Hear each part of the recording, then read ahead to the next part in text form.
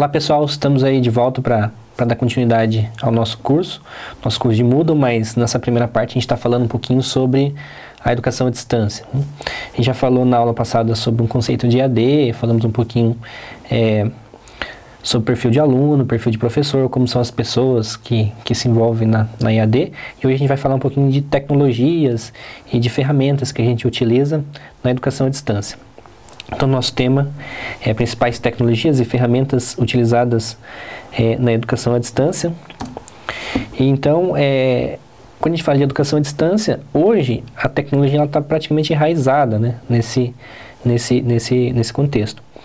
E, então, é quase impossível um curso de educação à distância sem as tecnologias e sem essas ferramentas que vão dar o subsídio para que o curso aconteça. Então, e por que usar a tecnologia na educação à distância? A tecnologia ela amplia o alcance e a equidade em educação. Ela amplia o alcance no ponto de que, com a educação à distância e com o uso de algumas tecnologias, você consegue expandir os cursos e chegar a cidades que, de repente, uma universidade, por exemplo, não conseguiria chegar, né? E na questão da equidade, que algumas pessoas que não teriam condições de frequentar uma universidade ou uma faculdade ou fazer um curso técnico à distância, com a educação à distância isso é possível, né? Questão de custo, questão de tempo. Então a educação à distância e as tecnologias na educação à distância elas vêm para trazer esse alcance e a equidade na educação. E essas tecnologias elas vão servir para estender a sala de aula do professor. Então, você tem que imaginar que a tecnologia, ela vai ser praticamente uma extensão da sala de aula do professor. No ponto de que, por exemplo, o Moodle, ele vai ser o contato do professor com o aluno na educação à distância. É claro que você vai usar várias outras ferramentas, por exemplo, um vídeo, uma transmissão de vídeo. Isso vai ser mais uma parte dessa extensão da sala de aula. Então, o professor vai usar as tecnologias, ou o professor, ou o tutor, ou o coordenador, eles vão usar as tecnologias para alcançar o aluno. Da mesma forma que na sala de aula o professor usa aquele ambiente ali para chegar ao aluno, agora ele vai usar a tecnologia. E a tecnologia, aí vocês entendam, recursos de vídeo, recursos de áudio, sistemas, o próprio Moodle, que é um ambiente virtual de aprendizagem. Ok? Então, a primeira dessas tecnologias que a gente vai falar é sobre a computação nas nuvens. A computação nas nuvens, o Cloud Computing. Bom, esse termo ele entrou na moda há bem pouco tempo, né? Porém, ele já existe há muito tempo. A gente já usa a computação nas nuvens há bastante tempo, né? Vamos entender um pouquinho sobre isso. Aqui tem um conceitozinho. A computação em nuvens, o Cloud Computing, é uma tecnologia que permite acesso remoto a programas, que são softwares, né? E arquivos, que são os documentos, músicas, jogos, fotos, vídeos, enfim, né? Todos os arquivos que vocês acessam no computador de vocês. E serviços por meio da internet. Ou seja, os seus arquivos vão estar num ambiente, que é a nuvem, no caso, por isso que é computação nas nuvens, e através da internet você vai poder acessá-los de onde vocês estiverem. Essa imagem que está aqui no slide para vocês, ele explica bem. Então existe uma nuvem que está no centro e através de vários dispositivos e sistemas diferentes você consegue acessar aquele arquivo. Então a computação nas nuvens ela vem para quebrar aquele paradigma, aquele problema que o pessoal tinha de, por exemplo, você está num lugar e você precisa de um arquivo que está no seu computador lá na sua casa. Então ele resolve esse problema. Então com a computação nas nuvens você consegue acessar os seus arquivos onde quer que você esteja, ok? E de diferentes tipos de dispositivos também. Por exemplo, você pode acessar do seu notebook, você pode acessar do seu celular, de um computador, você pode enviar direto para uma impressora. Por exemplo, eu posso estar com um arquivo aqui, eu preciso imprimir. E eu posso daqui enviar direto para a impressora lá da minha casa, né?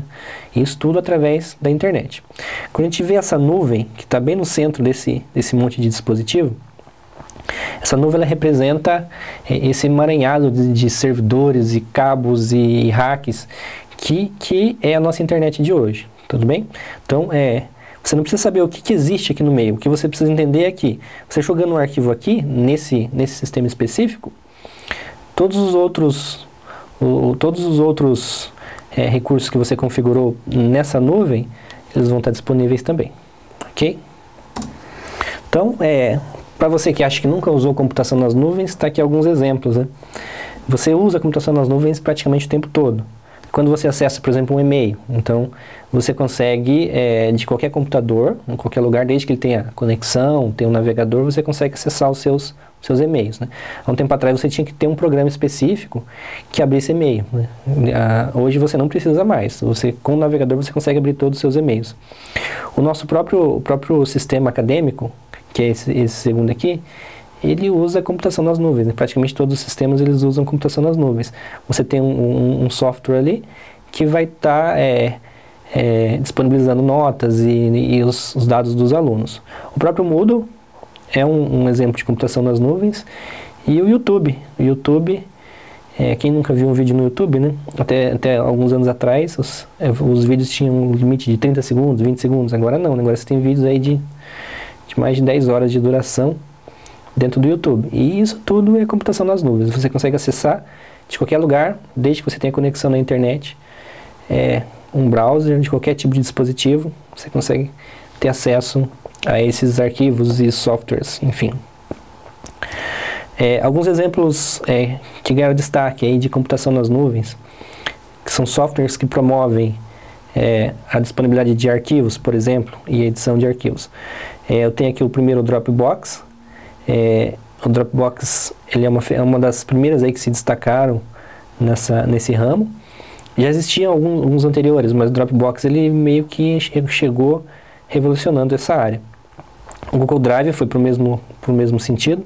Aqui tem o iCloud, que é da Apple, o SkyDrive, que é da Microsoft, e o Ubuntu One, que é um sistema Linux, né? Então, esses sistemas, eles trabalham praticamente da mesma forma. Você instala o programa no seu computador, ou nos seus computadores, ou seus dispositivos, né? E ele cria uma pasta no seu computador, e tudo que você joga naquela pasta, ele te disponibiliza em todos os dispositivos, né? Desses daqui eu uso bastante o Dropbox e o Google Drive, né? Eu tenho experiência de uso. Ele resolve vários problemas, né? E ele te dá disponibilidade aí de tudo. Tem também algumas soluções domésticas para computação nas nuvens, né? Esse aqui é um CloudBox, que fala. Então você coloca ele no appzinho lá da sua internet da sua casa, ou da sua empresa, enfim. E através dos outros computadores e dispositivos você consegue acessar os arquivos que estão dentro desse ambiente de rede, né? Tem várias opções de soluções domésticas e para empresas de pequeno porte, né? Que trabalham basicamente da mesma forma. Você coloca ele na rede e ele disponibiliza esse ambiente para você guardar os seus arquivos para todos os usuários da rede, né? Aí tem várias configurações. Você consegue colocar alguns arquivos que são privados, só para uma pessoa ver, ou você pode deixar público, né? No caso aqui, para a família inteira acessar, né? Então, a Cloud Computer está aí já há bastante tempo, né? E na verdade ele facilita bastante também na área de educação à distância, né? Imagina que eu posso passar, por exemplo, modelos de arquivos, ou, por exemplo, um artigo interessante. Eu posso passar para todos os meus alunos ao mesmo tempo. Eu envio para uma pasta e essa pasta é compartilhada com todos os meus alunos. Então eu já coloco o arquivo ali e em alguns segundos ele está no computador de todos os meus alunos, né? Então, tem bastante uso na educação à distância esse tipo de recurso. Eu vou falar sobre um deles, né? Esse que se destacou bastante, que foi o Dropbox. Praticamente todos funcionam basicamente da mesma forma. Tem alguns recursos a mais, outros a menos, mas os recursos básicos todos eles têm. Então a ideia na questão da disponibilidade, a ideia é que você tenha como se fosse uma caixa, né, que é a sua nuvem, e você pode jogar arquivos para dentro dessa caixa, e quando você joga para cá, você recebe ele em todos os seus outros dispositivos, né? Aqui em arquivos eu estou falando de pastas e documentos, vídeos, fotos, enfim. E aqui, independente da plataforma, aqui eu estou usando um computador da Apple, aqui um Windows, aqui um Linux, e aqui eu estou usando um dispositivo mobile, né? Então, eu tenho acesso aos arquivos independente do dispositivo e independente da plataforma que eu uso ou do sistema operacional que eu uso. Ok? Então, isso na questão de disponibilidade. E na questão de segurança também. Imagine que o seu computador dê um problema, o seu HD queime, né? Se você tem aquele arquivo somente naquele computador, infelizmente você perdeu, né? Você não vai ter acesso a ele nunca mais, né? E já com esse tipo de solução, você, mesmo que um computador queime, você tem ele em outros computadores, né? E tem também ele na nuvem, né? Que é o seu, que é na grande rede, né? Então, o Dropbox ele resolve também esse problema de segurança. E todos eles apresentam alguns recursos adicionais, né? Questão de compartilhamento, de você abrir o arquivo na própria nuvem e fazer edição dele, de você poder, por exemplo, numa apresentação de slide que você tem lá na sua nuvem, você poder dali mesmo já mostrar a apresentação por conferência, enfim, tem vários recursos adicionais, né, que essas ferramentas elas oferecem. Eu tenho o Dropbox aqui, que eu uso na minha casa, e eu uso aqui no trabalho também. Então esse aqui é a página inicial, quando eu acabei de logar no Dropbox. Então todos esses aqui são os arquivos que eu tenho lá, né? E então eu consigo acessar eles pela internet, da forma que eu estou aqui, né? Ou também, na minha pasta aqui, ó, eu tenho o Dropbox. Esses aqui são os arquivos que eu alterei recentemente. Então, se eu abrir aqui, ele vai me mostrar a pasta com os arquivos que eu tenho nessa minha pasta compartilhada, né? Então, o uso do Dropbox aqui, ele é bem interessante. Aqui eu tenho também o Google Drive, que trabalha da mesma forma. É a mesma ideia. E esse tipo de ferramenta ela serve para que a gente resolva todos esses problemas que eu já destaquei para vocês, tá bom?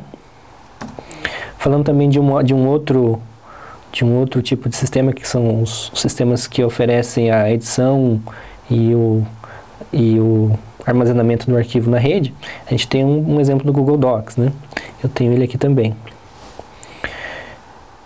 Então, esse aqui é o meu Google Drive, então todos os meus arquivos estão aqui. O Google Docs, no caso, ele trabalha em sincronia com o Google Docs. Com o Google Drive e o Google Docs trabalham juntos, né? Então, eu posso, por exemplo, criar um novo arquivo. Eu tenho a opção de criar documentos, apresentações, planilhas, formulários, desenhos e scripts de código, né? Eu vou criar um documento só para vocês verem como é que ele funciona.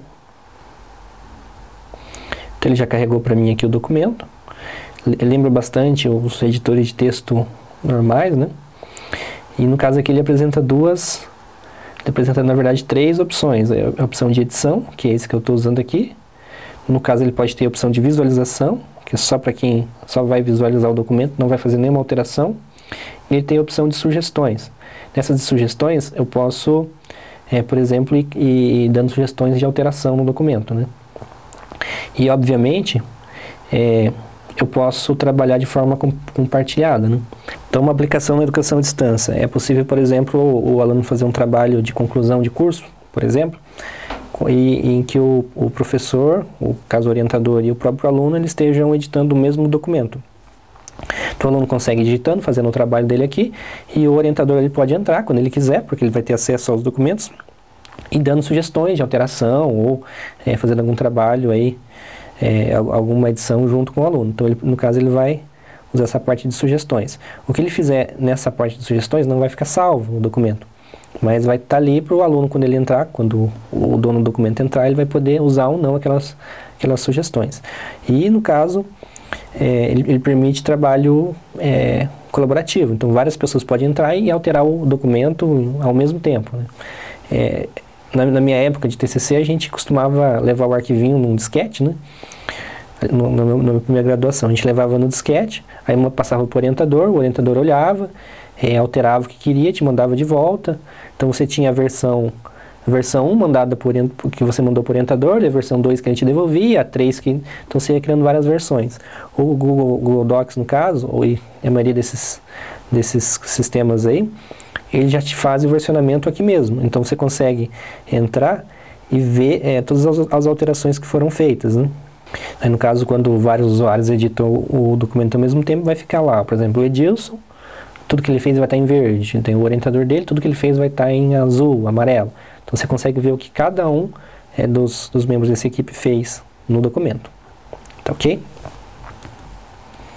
E os usos do Google Docs aí são imensos, né? Pode ser usado de várias maneiras.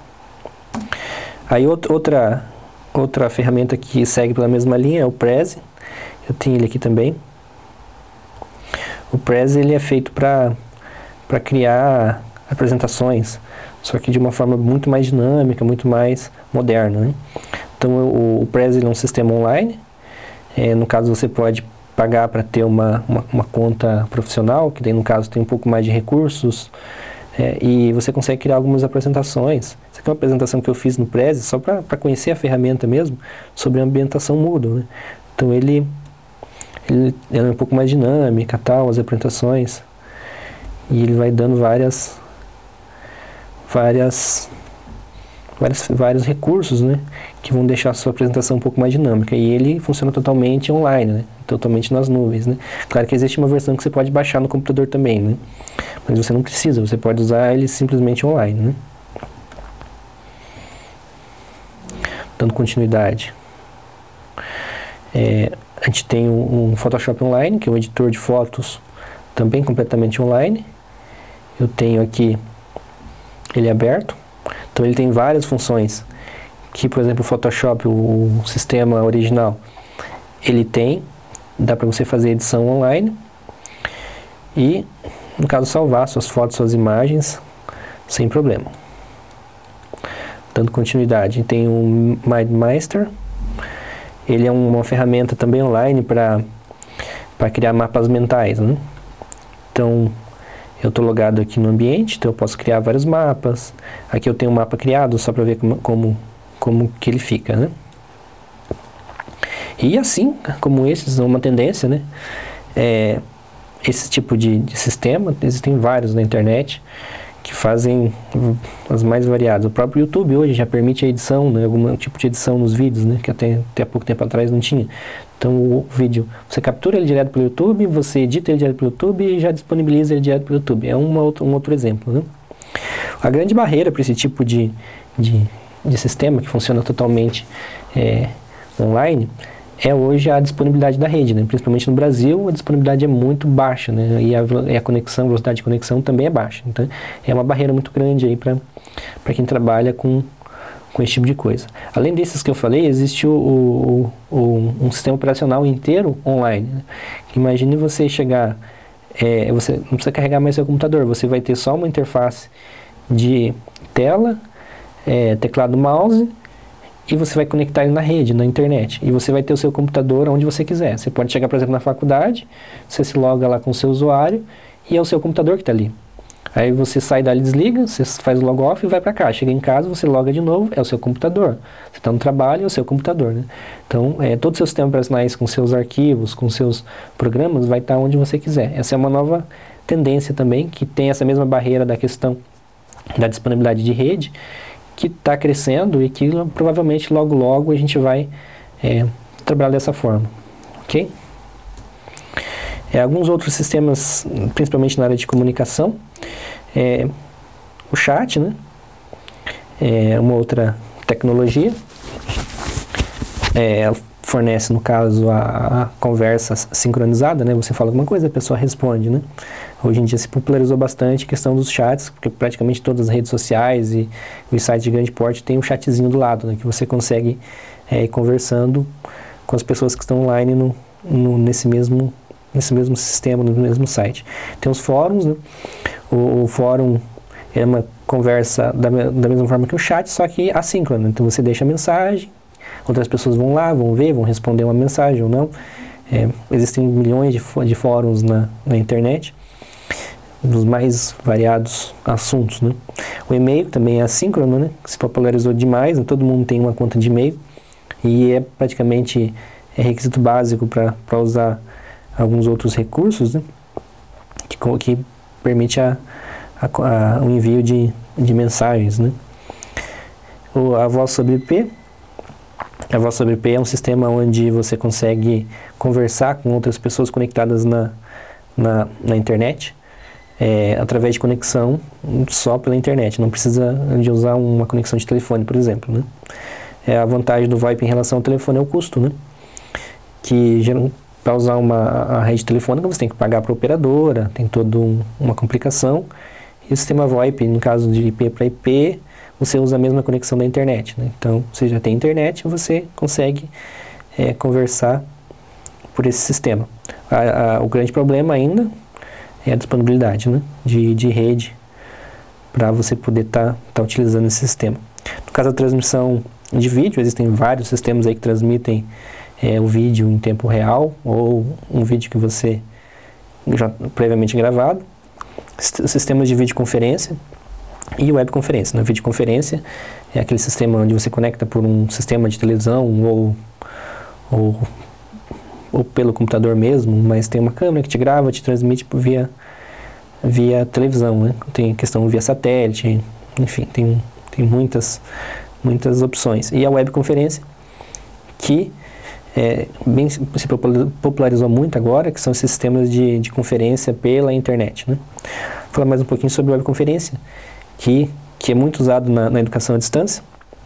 O Skype, ele que começou praticamente com essa onda de webconferência, né? Então ele permite que várias pessoas entrem ali numa conversa com voz e com vídeo. Os Hangouts do Google também, ele segue por essa mesma linha. E eu tenho aqui o WebConf da RNP, que é o que a gente usa na UTFPR para webconferência. Só falando um pouquinho mais sobre webconferência, praticamente todos os sistemas de webconferência trabalham com essa disponibilidade de exibição de voz e vídeo. Então você pode falar e você, no caso, é exibida a sua imagem, né? O compartilhamento de arquivo, então você consegue abrir, por exemplo, uma planilha e mostrar para as pessoas o que está acontecendo, ou uma apresentação, você consegue passar a apresentação para as outras pessoas que estão nessa conferência. O quadro branco, que é onde você consegue escrever alguma coisa, mandar mensagem, praticamente todos os sistemas de webconferência têm. E o compartilhamento de tela, que você consegue mostrar, por exemplo, o que você está fazendo ali, e consegue clicando, mostrar, exibir o que tem na sua tela naquele momento, né? Aí destaca o uso da lousa digital interativa, né? Que permite que o professor, por exemplo, ele escreva no quadro e essa imagem da lousa vai direto por webconferência para que o aluno visualize.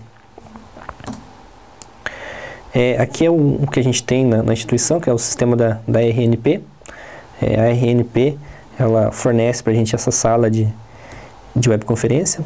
Aqui está a imagem de como ela funciona, então existem vários layouts diferentes, na verdade, mas a princípio as pessoas conseguem entrar, a câmera delas é exibida ali, consigo mostrar apresentações, isso tudo através de um browser e, no caso, microfone e câmera, né, que são os requisitos básicos para você falar e ser mostrado nessa conferência. Então ela permite que várias pessoas entrem.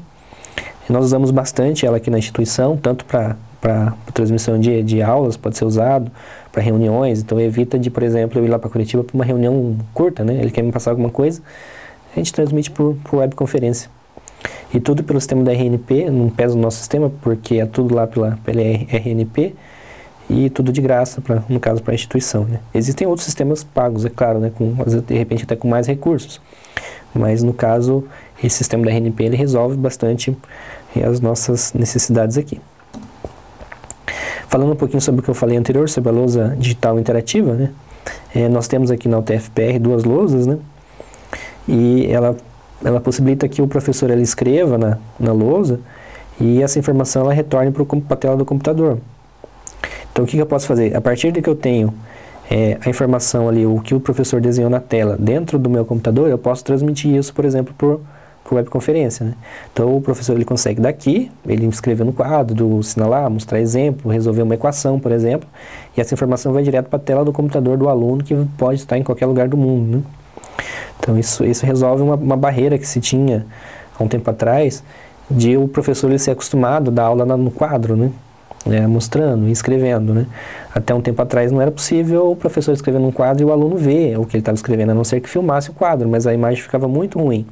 Então, dessa forma, a caneta que o professor passa, ele vai escrever direto na tela do computador, ele vai passar no quadro e vai escrever no computador. E o aluno vai conseguir enxergar como se fosse a tela do quadro mesmo ali, de uma sala de aula convencional.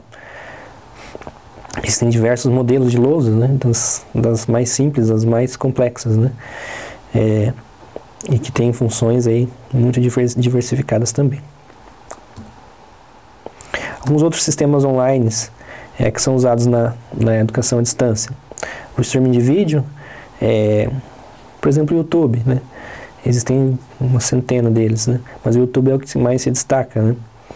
Ele permite que tanto que você envie um vídeo ao vivo do que você está fazendo, também você pode gravar vídeos e disponibilizar para os alunos, né?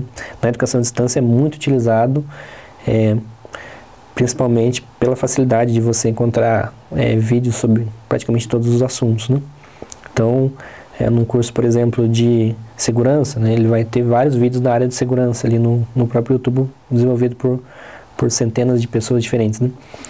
O Wix, né, os Wix, um exemplo é a Wikipedia, né? Eles permitem um trabalho colaborativo de edição e de criação de artigos e conteúdo mais variado tipo. A gente vai falar um pouquinho mais de Wiki lá dentro do Moodle. Existe uma ferramenta de criação de Wiki dentro do Moodle. A gente vai falar um pouquinho mais sobre isso lá dentro. Mas basta vocês saberem que é uma ferramenta colaborativa. Então qualquer pessoa pode entrar lá e adicionar informação em um Wiki. Existem Wikis tanto de enciclopédia, como é a Wikipedia, como de qualquer outra área, por exemplo, dos livros, mitologias, enfim. De qualquer área você acha um wiki aí falando bastante coisa. Os blogs, né, que permitem que as pessoas coloquem artigos e informações, então qualquer pessoa consegue criar um blog hoje em dia. Aí temos conversores de arquivo, por exemplo, sistemas que convertem os vídeos do YouTube direto para um outro formato. O compartilhamento de arquivos, por exemplo, aí que eu coloquei o Mediafire, o Megupload, ForShared, existem centenas também. Permite que você coloque um arquivo na internet para que outra pessoa tenha acesso a ele também.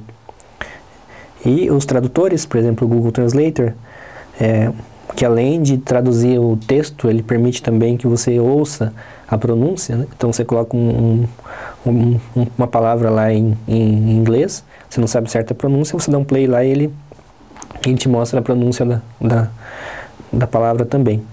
Mapas. E aí a gente inclui o Google Maps, o mapa da Apple, enfim. Tem muitos mapas aí. O Street View, por exemplo, entra aqui também. Permite, por exemplo, um professor de geografia mostrar como que é o relevo em qualquer lugar do mundo. Permite, por exemplo, um professor na área de economia mostrar como que as cidades americanas, por exemplo, em comparação com a nossa. Como que as empresas, centros comerciais, enfim, você consegue visitar vários lugares do mundo através de mapas hoje em dia, né? E outros exemplos de computação nas nuvens e de sistemas e tecnologias online que nos auxiliam aí são as redes sociais, né? Eu coloquei aí as top 10 redes sociais mais acessadas no Brasil. A décima, no caso ali, é o Google+, Google+, né? Aí tem ali o Chatwall, o Badu, o Orkut, o Instagram, o Yahoo, o Answer, que é o que fornece perguntas, né? Você faz uma pergunta e as pessoas do mundo respondem as perguntas. O Ask também, ele trabalha da mesma forma com perguntas. Aí os 3 mais acessados no Brasil, que é o Twitter, o YouTube e o Facebook. O Facebook hoje ele é mais acessado do que o Google, né? Então, um tempo atrás o Google era o site brasileiro, o site no Brasil que tinha maior número de acessos. E hoje é o Facebook. Todas essas redes sociais, apesar de serem criadas por entretenimento, eles podem ser usados na educação à distância. Por exemplo, no Chatwall, você pode criar um grupo de discussão sobre qualquer assunto, por exemplo. No Instagram, você pode criar um álbum de fotos ali que serve para debater algum assunto. O Facebook, por exemplo, você pode criar comunidades inteiras que vai debater sobre um determinado assunto. No YouTube, você pode criar canais. Todos esses sistemas aí, eles podem ser usados na educação à distância. Isso se aplica a tudo que eu falei hoje, né? Um blog pode ser usado na educação à distância. As webconferências, enfim. Tudo que eu falei aqui dá para ser usado na educação à distância, né? Eu falei aqui uma parte muito pequena, né, dessa parte de EAD. Existem muitas coisas que podem ser utilizadas aí, de tecnologias e de ferramentas, né? E é importante destacar também que está sempre surgindo tecnologias e ferramentas novas, né? Então, qualquer pessoa que trabalha na área de EAD, ela tem que estar atenta que a todo momento vai surgir coisas novas, coisas diferentes que estão aí para ser utilizadas, né? Então, eu deixo aqui meu e-mail novamente para dúvidas. A partir do próximo tópico, a gente vai entrar na parte realmente de Moodle, né? Até então foi alguma parte introdutória sobre tecnologia e sobre a EAD. E a partir de agora a gente vai trabalhar mais na ferramenta mesmo. Primeiro uma parte de apresentação da ferramenta e depois a gente vai aprender a criar as disciplinas, criar os conteúdos, né? Então eu espero que vocês tenham entendido o que eu quis passar para vocês, e qualquer dúvida tem os fóruns ali da nossa disciplina, e também vocês podem me mandar e-mail ou vir até aqui na minha sala para a gente discutir qualquer coisa que vocês desejarem, ok? Então a gente se encontra na próxima aula. Até mais!